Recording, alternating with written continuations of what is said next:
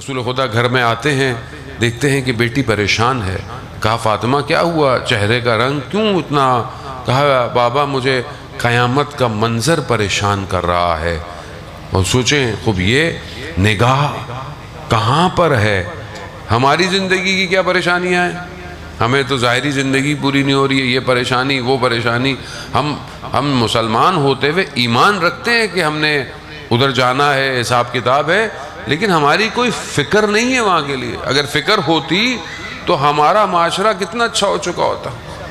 اگر ہمیں یہ فکر ہو کہ ہم سامنے والے سے جو بات کر رہے ہیں، سامنے والے سے جو بیہیویئر ہے ہمارا، برخورد ہے، جو بات زبان سے نکل رہی ہے، یا اس کے بارے میں سوچ رہے ہیں، اگر غلط سوچ رہے ہیں تو یہ غلط سوچنے کا ہم نے کہیں جواب دینا ہے، لیکن کیونکہ ہماری توجہ نہیں ہے۔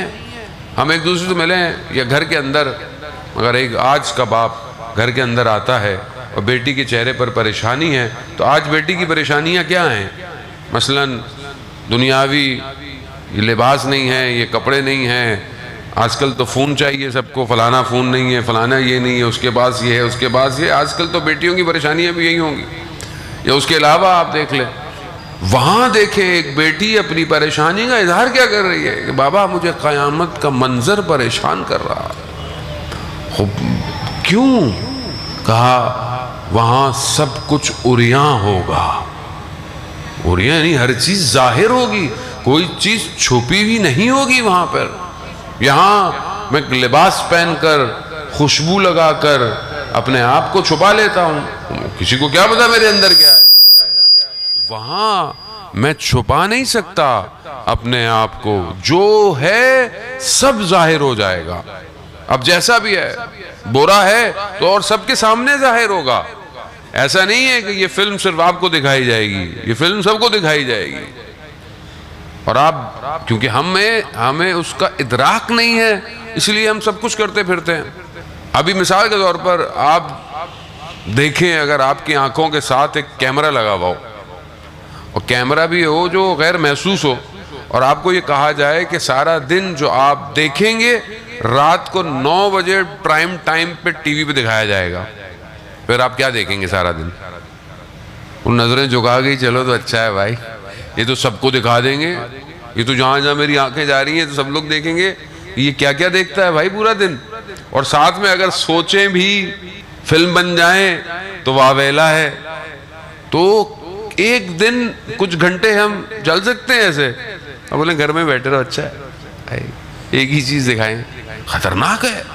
یہ تو وہ رحمان ہے جس نے ہمیں معاف کیا ہوا ہے، ورنہ پرانی قوموں پہ جو لوگ جو گناہ کرتے تھے ماتھے پہ آ جاتا تھا، یہ دروازے کے باہر۔ یہ تو رحمت للعالمین کا صدقہ ہے، اس پیغمبر اکرم کا، اس ذات مبارک کا، کہ جس کی وجہ سے ہم لوگ بچے ہوئے، ورنہ ہمارے کام کو اچھے نہیں ہے۔ عزیزان محترم، وہ آپ دیکھیں قیامت میں، یہاں تو چلیں بچت ہو گئی، قیامت میں سب دکھایا جائے گا۔ آپ کیا سوچتے تھے، کب سوچتے تھے، کس کے لیے کیا وہاں انسان شرمندگی سے مر جائے گا۔ ہم ایک دوسرے کو سوچیں گے، آپ میرے بارے میں سوچیں کتنے اچھے مولانا تھے یار، یہ تو اتنے اچھے تھوڑی ہیں، تو یہاں نظر آ رہا ہے۔ تو وہاں آدمی ایسی پریشانی، اسی لیے امام سجاد علیہ السلام، اللہم صلی علی محمد، امام اپنی دعا میں ارشاد فرماتے ہیں کہ پروردگار تو نے اس دنیا میں پردہ ڈال کر رکھا ہوا ہے، مجھے تیری ستاریت کی اس دنیا میں زیادہ ضرورت ہے۔ یعنی یہاں تو نے پوشیدہ رکھا ہوا ہے، چھپا کے تو ستار ہے، چھپا کے رکھا ہوا ہے، وہاں مجھے زیادہ ضرورت ہے جہاں سب کچھ عیاں ہوگا۔ خود بی بی فرماتی ہیں بابا مجھے قیامت کا منظر پریشان کرتا ہے۔ ایسے میں حضرت جبرائیل علیہ السلام نازل ہوئے اور کہا رسول خدا سے کہ اے اللہ کے نبی، پروردگار نے سلام بھیجا ہے اور فاطمہ کو بھی سلام بھیجا ہے، اور فاطمہ سے کہیے پریشان نہ ہوں، ہم قیامت میں ان کے چاہنے والوں کو نور کے دائروں میں رکھیں گے۔ وہ آپ دیکھیں ان کی ذرا سی پریشانی نے ہمیں کتنا بچا لیا۔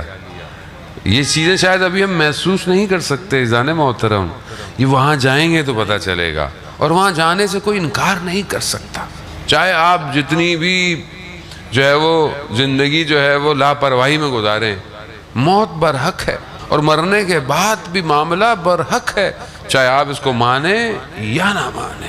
وہاں پہ اگر کوئی صحیح ہو پایا کمال وہی ہے، یقیناً زندگی اچھی گزارنا کمال ہے، لیکن اصل آخرت زندگی جو ہے وہ زیادہ کمال ہے۔ اور اہل بیت علیہ السلام جو ہمیں طریقہ بتا کر گئے وہ آخرت کا طریقہ ہے، مگر رسول خدا سے بڑھ کر کوئی ذات اور کوئی ہستی ہے؟ مگر خوراک رسول کی کیا ہے؟ جو، اور میٹھا کیا ہے؟